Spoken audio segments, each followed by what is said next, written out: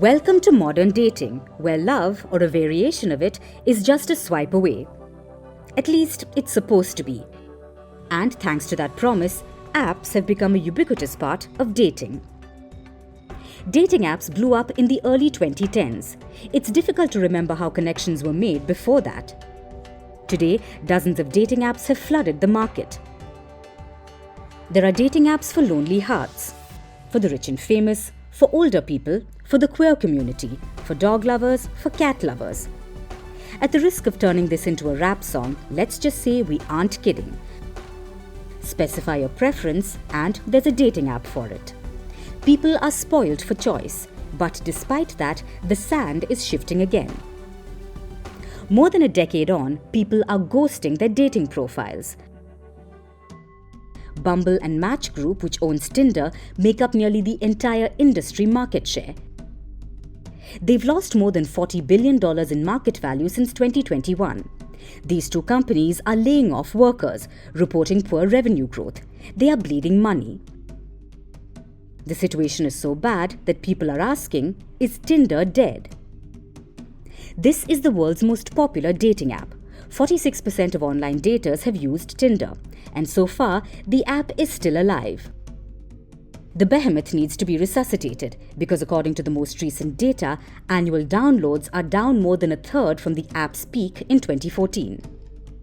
Paying users fell by 8% last year to just below 10 million. This isn't good news for Tinder, but most other apps are in the same boat.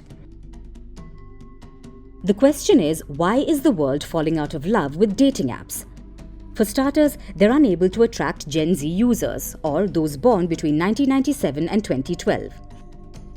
According to surveys, more than 90% of Gen Z users feel frustrated with the apps.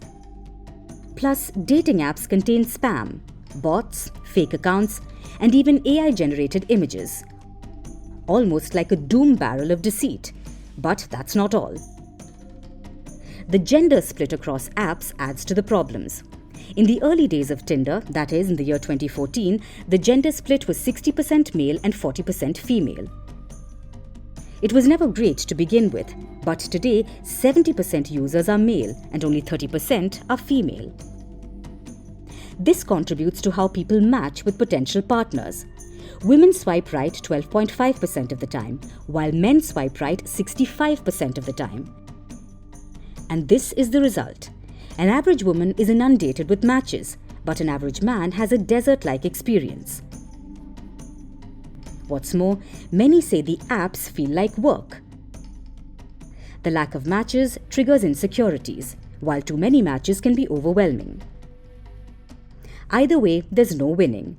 There's a genuine sense of burnout, and what should be a fun experience has turned into the very opposite. So people are swiping left on dating apps and seeking out other ways of finding love. They're attending dating mixers, which have become very specific as well. There are mixers for divorced professionals or black queer members, for instance. People are attending speed dating events and even joining new clubs where they learn a new hobby and maybe end up finding love as well. In their search for Cupid, people are increasingly looking up from their phone screens and going back to old-school methods.